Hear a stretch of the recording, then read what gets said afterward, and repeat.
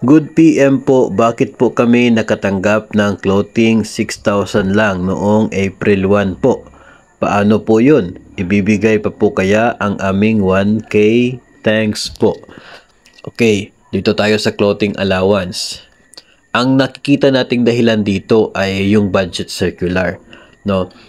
Yung budget circular 2024-1 na nagsasabi na hindi lalagpas sa 7,000 yung clothing allowance, lumabas po yun April 4. Okay? April 4. Kayo ay binigyan ng clothing allowance noong April 1. So, ibig sabihin na una po yung clothing allowance na binigay sa inyo compared doon sa circular na nagsasabi na 7,000 dapat yung clothing allowance.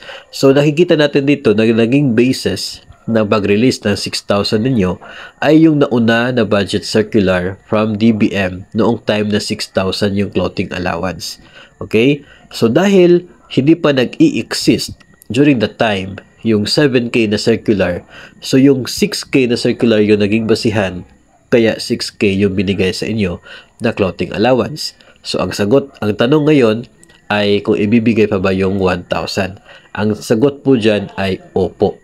Okay? Ibibigay po yung 1,000. Hindi po pwede na hindi ibigay yon kasi mayroon ng circular ngayon na nasa 7,000.